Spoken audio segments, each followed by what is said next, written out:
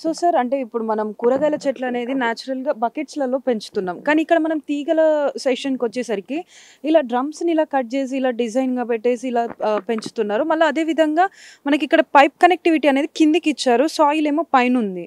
So దానికి water అనేది ఎలా అందుతుంది? ఇలాగ డ్రిప్ ద్వారాగా వాటర్ అందుతుందమ్మా ఇందులోకి. ఇది డ్రిప్ ఇలా పైనుంచి ఇచ్చాము. సేమ్ డ్రిప్ వీటికి కూడా వస్తుంది. ఇందులో పడ్డ ఎక్సెస్ వాటర్ ఏదైతే ఉందో ఇలా పడి ఈ పైపులలో పడుతుంది. ఇది 1.5 పీవీసీ పైప్ ఇది. ఇందులో పడి ఇందులో నుంచి ఒక టబ్లో మేము సేకరిస్తాం ఆ వాటరు. అది రీసైక్లింగ్ మళ్ళీ ఇందులోకి పంపిస్తాం. దానివల్ల ఒక్క నీటి చుక్క కూడా వేస్ట్ కాదు, టెర్రస్ మీద పడదు. అలాగే ఈ టబ్ ఉంది చూసారా, దీన్నే స్టాండ్ కింద పెట్టాము. దీన్ని హాఫ్ డ్రమ్ కింద ఇలా పెట్టాము. ఎందుకంటే క్రీపర్స్కి వేళ్ళు ఇలా వెడల్పుగా పాకుతాయి. మీరు చాలా గార్డెన్స్లో ఇలా డబ్బాల్లో క్రీపర్స్ పెడితే అక్కడ కాయలు ఇలా పెట్టి ఇందులో పాటింగ్ చేసి మంచి వాటర్ ఇస్తేనే కాయలు కాస్తాయి.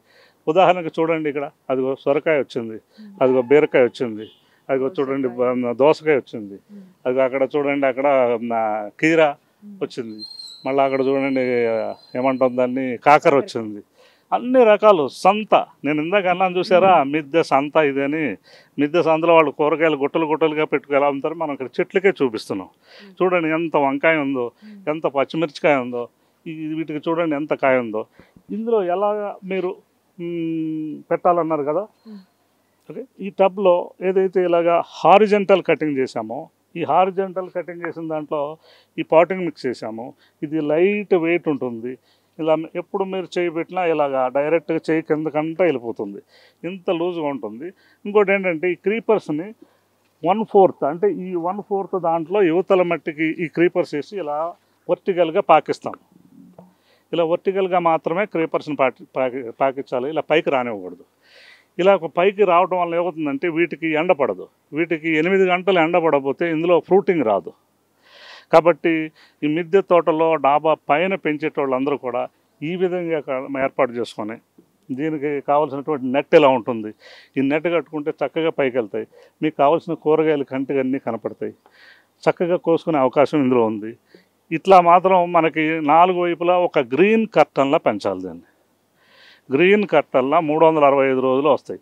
మీరు ఇందులో మొక్కలు ఎలా పెడతారంటే వరుసని సొర, బీర, కాకర ఇలా ప్రతి 3 అంగుళాలకి ఒక్కొక్క విత్తనము లేదో శాంప్లింగ్స్లో పెట్టండి. అవి అలానే స్ట్రైట్గా ఎదిగి మనకు చక్కటి కాయలను ఇస్తాయి. ఓకే, ఇది ఇలా అయిపోయింది. తర్వాత మీకు ఏంటంటే ఫ్రూట్ ప్లాంట్స్కి వచ్చేసరికి ఇలాగ హాఫ్ డ్రమ్లో పెడతాం. ఇలా హాఫ్ డ్రమ్ కట్ చేసి ఇందులో కనుక ఫ్రూట్ ప్లాంట్స్ కనుక మనం పెట్టుకున్నట్టయితే ఇందులో చాలా చక్కటి ఫ్రూట్స్ నిరంతరం వచ్చే అవకాశం ఇందులో ఉంది. ఇది ఏం మొక్క అంటారు? Dragon fruit. విపరీతమైన కాయలు కాస్తుందండి. ఇది ఇక్కడ పువ్వులు కూడా వచ్చినాయి, కాయలు కోసుకున్నారు, వీళ్ళు హార్వెస్టింగ్ అయిపోయింది. మల్బరీ మీ వెనకాల చూస్తే అక్కడ వచ్చేసి అక్కడ ఒకటి, ఇక ఇది రకరకాలైన పళ్ళ చెట్లు. అక్కడ సపోటా ఉంది, అక్కడైతే వాటర్ యాపిల్ ఉంది, అలాగే నిమ్మ, బత్తాయి, అలాగే నారింజ, ఇలాగ అనేక రకాల పండ్ల చెట్లు, సీతాఫలం కానీ అనేక రకాల పళ్ళ చెట్లని మనం ఈ విధమైనటువంటి దాంట్లో ఏర్పాటు చేసుకోవాలి. ఎందుకంటే పళ్ళ చెట్లకి వేసినప్పుడు మట్టికి ఒక 20% మట్టి యాడ్ చేయండి. ఎందుకంటే ఇందులో స్టేకింగ్ ఉండదు. రేపొద్దున చెట్లు ఎదిగిపోయిన తర్వాత గాలులు కనుక వేస్తే పడిపోయే అవకాశం ఉంటుంది. ఓకే, ఇది ఈ విధంగా పెరాపిట్ వాళ్ళంతా చుట్టూ పళ్ళ చెట్లు, అలాగే మనకు కావాల్సిన ఈ క్రీపర్స్, తీగ జాతి సంబంధించినటువంటి అన్నీ కూడా 4 వైపులా పెరాపిట్ వాళ్ళంతా ఏర్పాటు చేసుకోవాలి. సో సార్ ఏదంటే ఇప్పుడు మనం కూరగాయలు, ఈ తీగలు, అదేవిధంగా పళ్ళ గురించి మాట్లాడాం. ఆకుకూరలకు స్పెషల్గా ఒక టైప్ ఆఫ్ గ్రోయింగ్ అవైతే పెట్టారు. సో వాటి స్పెషాలిటీ ఏంటనేది చెప్తారా మాకు? చూపిస్తారండి. సో సార్ అంటే మనం ఇందాక మాట్లాడుకున్నాం కదా, అంటే తీగలకి సపరేట్గా ఉంది, ఫ్రూట్స్కి సపరేట్.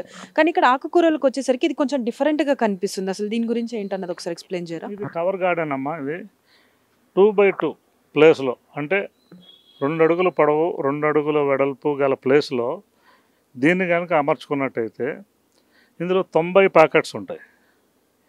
ఇదివరకు మాన్యువల్గా చేసినప్పుడు ఇన్ని ప్యాకెట్స్ లేవు. ఇప్పుడు ఆటోమేషన్ ద్వారాగా ఇది డైరెక్ట్ న్యూ పీస్. ఇందులో 90 పీసులు ఈ కప్స్ ఉంటాయి. ఈ కప్స్లో మనం అనేక రకాల ఆకుకూరలు కనుక పెట్టుకున్నట్టయితే ఎవరికైతే టెర్రస్ లేదో, ఎవరికైతే బాల్కనీలు ఉన్నాయో బాల్కనీలు 4/12 4/10 ఉన్న బాల్కనీల్లో 2 కనుక పెట్టుకున్నట్టయితే వాళ్ళు నిరంతరము చక్కటి ఆకుకూరల్ని 365 days వాళ్ళు పండించుకునే అవకాశం ఇందులో ఉంది. ఇట్లా మనం ఆర్గనైజ్డ్గా పెట్టిన ఈ వ్యవస్థలో కనుక పెట్టుకుంటే ఈ వ్యవస్థకి డ్రిప్ ఆటోమేటిక్గా వచ్చేస్తుంది. ఆటోమేటిక్గా డ్రిప్ పడుతుంది కాబట్టి మనం నీళ్లు పోయాల్సిన అవసరం ఇందులో లేదు. అలాగే ఈ పైన ఏదైతే ఉందో ఇక్కడ చూసారా వీరు క్యారెట్ పెట్టుకున్నారు. ఇలాగ క్యారెట్ కానీ క్యాప్సికమ్ కానీ మీరు ఏదైనా తులసి మొక్కలు కానీ గోంగూర మొక్కలు కానీ అనేక రకాలు ఈ పైన కూడా పెట్టుకునే అవకాశం ఉంది. అలాగే ఇక్కడ ఏదైతే ఇది ఉందో ఈ మధ్యలో ఉన్న ఈ గొట్టంలో మనం ఈ డబ్రీస్ ఏదైతే ఉన్నాయో సపోజ్ ఇక్కడ ఉన్నటువంటి కొన్ని రకాల డబ్రీస్ ఉన్నాయనుకోండి. ఈ డబ్రీస్ని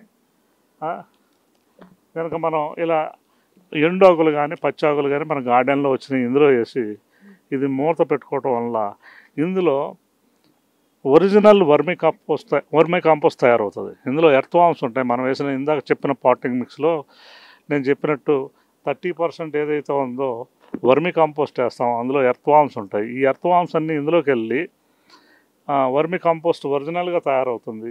అలాగే కింద కూడా ఇలాంటి క్యాప్ ఉంటుంది.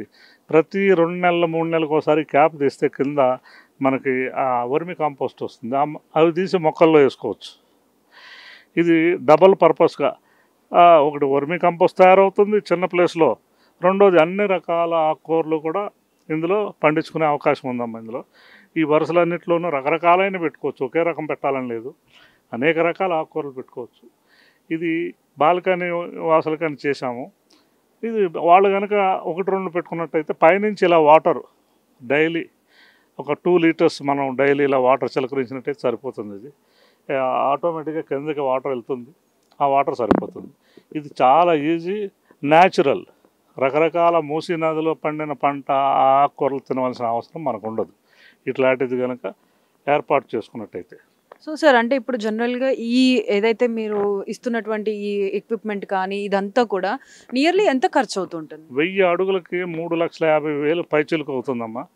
ఇది 12 నుంచి 15, 20 సంవత్సరాలు, నా ఇంటి మీద 20 సంవత్సరాల పైన అయింది, ఇప్పటికి చెక్కు చెదరకుండా ఉంది. మేము అన్ని స్టాండర్డ్ ఎక్విప్మెంట్స్ పెడతాము. ఏది పడితే అది పెట్టి మేము ఇలా చేయము. ఒక చక్కగా ఈజీగా రిమూవ్ చేసుకునేటట్టు చిన్న చిన్న టబ్స్, బకెట్స్. ఎందుకంటే మీరు ఆ టబ్ని రేపొద్దున ఈ వరుస నాకు అవసరం లేదంటే మీరు డిస్మాంటిల్ చేసుకోవచ్చు, కావాలంటే మళ్ళీ పెట్టుకోవచ్చు. చాలా ఈజీ ఇది. పెద్ద పెద్ద టబ్స్ కనుక పెట్టినట్టయితే మనం ఆ మట్టి తీయాలి, అదంతా చాలా రిస్కీ. ఈ రోజుల్లో ప్రధానమైన సమస్య ఏంటంటే లేబర్ ప్రాబ్లం ఉంది. ఎవరికి వాళ్ళు చేసుకునే విధానంతో మనం ఇలా పెట్టుకోవాలి. చూశారు కదండి, మన సాక్షి ఫ్యామిలీ ప్రేక్షకులందరూ ఇంత ఆర్గనైజ్గా మీ అంతటా మీరు పెట్టుకునే అవకాశం ఉంది. అదే కమర్షియల్ కాంప్లెక్స్ల మీద కూడా 5,000 అడుగులు 10,000 అడుగులు ఉన్న కమర్షియల్ కాంప్లెక్స్ల మీద పెట్టుకుంటే ఇది చాలా పంట పండుతుందండి. చక్కగా నీటి వృధాక అనేది లేదు ఇందులో. మన టెర్రస్ ఎటువంటి ప్రాబ్లం లేదు. సామాజిక సేవ కూడా చేస్తున్నాం కాబట్టి మీరందరూ ఇటువైపు ప్రయాణిస్తారని ఆశిస్తూ నమస్కారం. ఎప్పుడైనా ఎక్కడైనా మీ చేతిలోనే వార్తా ప్రపంచం. మీ మొబైల్లో, మీ కంప్యూటర్లో, మీ టీవీలో.